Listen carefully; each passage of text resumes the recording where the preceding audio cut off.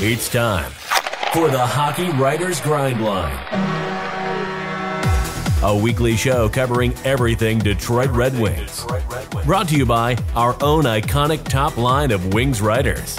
Sit back and enjoy The Grind. Hello, everybody, and welcome into an emergency episode of The Grind Line here at the Hockey Writers. I am your host, Matthew Zator, and as always, I am joined in by my line mates, Sabourin and Devin Little.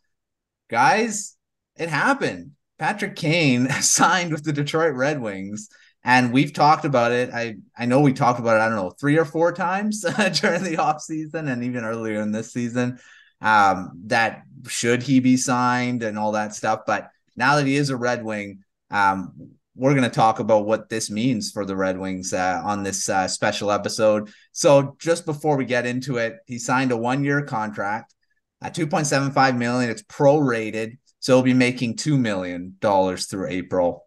So I mean, I don't get why they make it at 2.75, even though but they have to do it.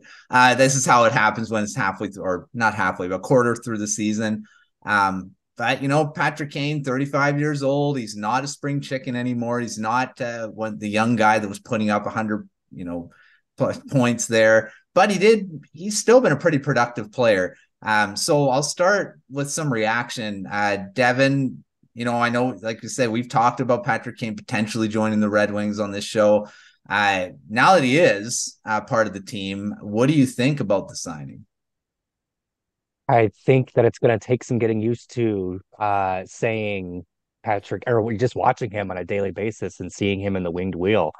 Yeah. But if there is one saving grace, we already know what he looks like in red, right? Um, and I'd say he looks pretty good. I think that yeah, it's kind of funny. Like you said, we talked about this as kind of like the first time we talked about this, it was just kind of like a fun idea. I'm pretty sure it was a comment corner, and it Yeah. was like, yeah, it's a fun idea, but probably won't happen. And then the second time we talked about it, it was off of Sarah Valley's report that they were interested, and it was like, oh, still a fun idea, still probably not going to happen. And yeah, holy cow, it happened. Um, Very exciting, right? I think if nothing else, my biggest takeaway from this is that the Red Wings are back on the map in terms of being a destination for, not just like the second tier and third tier free agents, but obviously we can talk about the type of player Patrick Kane is nowadays, but he still has a lot of name brand value. Mhm. And those types of players weren't picking the Red Wings over the last 5 years or so. So this is kind of a shot to the arm in terms of just Detroit as a destination for these types of players. And it's fun, right? Today was a kind of unexpected. We kind of heard whispers that it was coming, but to wake up and see that it was going to happen, man. It's been a minute since I've seen since I've seen something that just makes me go, wow, this, you know, um, Patrick Kane's a Red Wing. Who knew? Yeah. Well, like I said, he's not the Patrick Kane of old, but like I say, he's still productive. He is, and like you said, a name. He's coming off a pretty bad injury or surgery to his hip. And Evan, I'll go to you here. I know we were talking just before the show about what this could mean. What is your overall reaction? And he's coming off this pretty big thing that not a lot of players have come back from. What do you think about the signing? Oh man, I got like mixed emotions, and I'm trying to. I think Red Wings fans, myself, everyone, I think we need to temper expectations. Obviously we're not getting the Patrick Kane of 10 years ago or even 5 years ago, but the hip injury is a little concerning for me, considering the fact that many NHL stars have gone through this before and it hasn't turned out very well. I know, and I wrote my numbers down here, but Ed Jovanovski went for it in 2013. He only played 36 NHL games after that. Ryan Kessler, another Michigan native, he never played again after his hip resurfacing injury. Nick Backstrom, he's only played 47 games over the last 2 seasons after going through the same surgery. So it's going to be interesting to see. Obviously, technology improves year after year, but we don't know, how he's going to play. But let's not pretend that we're not excited about, a player of Patrick Kane's caliber, especially when we know what he did with Alex DeBrincat while he was with the Blackhawks. Another thing that was kind of weird for me is I have to, in my mind, I have to separate Patrick Kane the player from Patrick Kane the person. There's a lot of skeletons in this guy's closet. It's been a while, but yeah, I always thought that was something that was very important to the Red Wings organization. So that was very interesting for me to see this signing. But right now it's confusing. I'm kind of excited.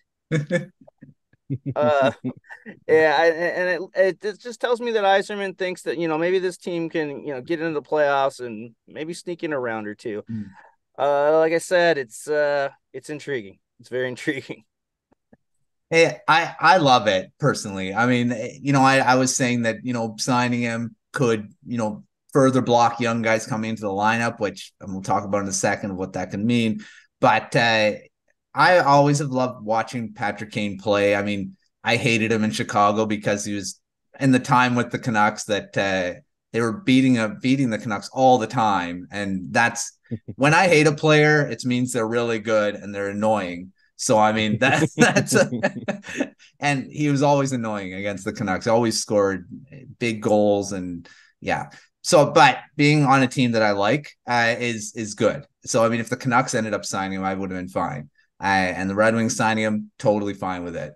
And what he could do, I mean, like I've said before, he's not the big, but he still has a lot of skill. And he even showed it just this past season, even though he was hurt.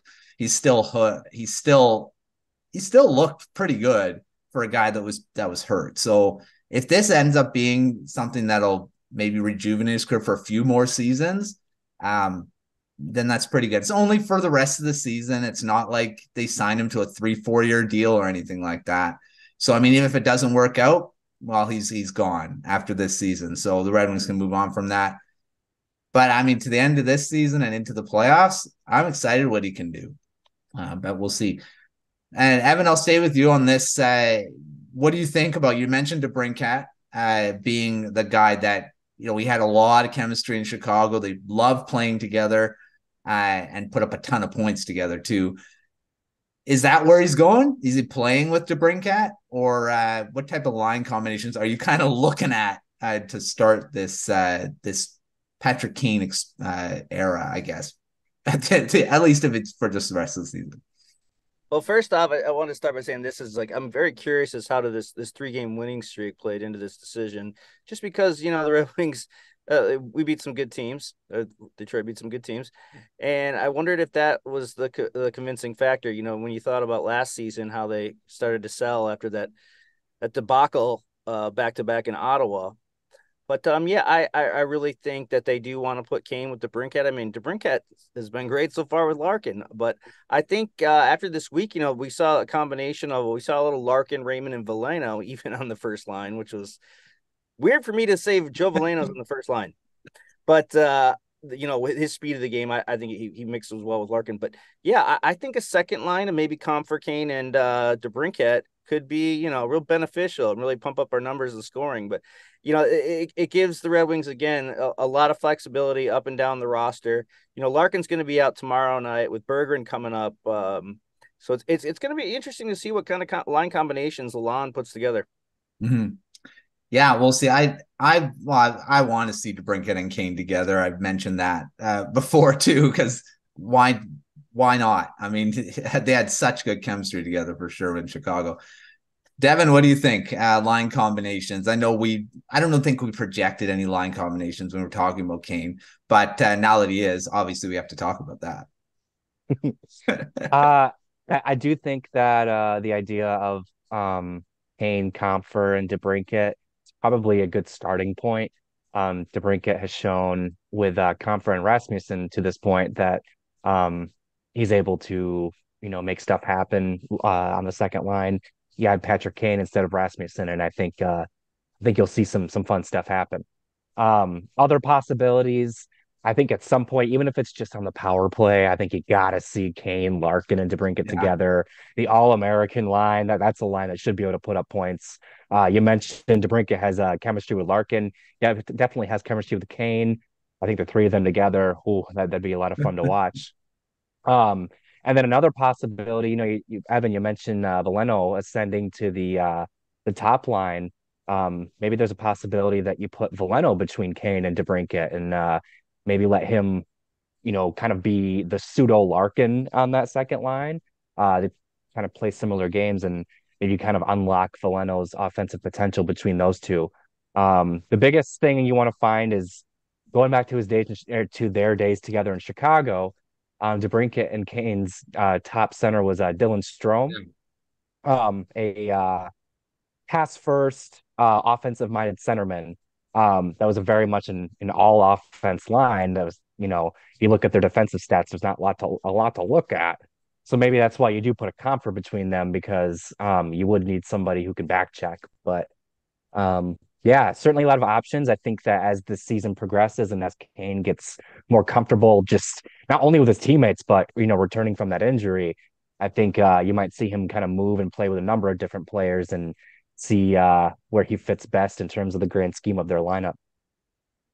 Yeah, there's definitely a lot more options that Lalonde has now with Kane in the mix. Man, no kidding. Power play is going to be increased too. He's going to be able to put another guy down to the second unit and increase that skill on that one too. Where does Lucas Raymond kind of fit in here now? I mean, like we said, he's been in such a hot streak. He's still on one.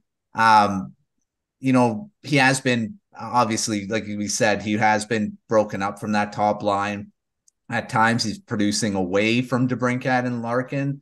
So it's not like he's going to all of a sudden not do anything somewhere else.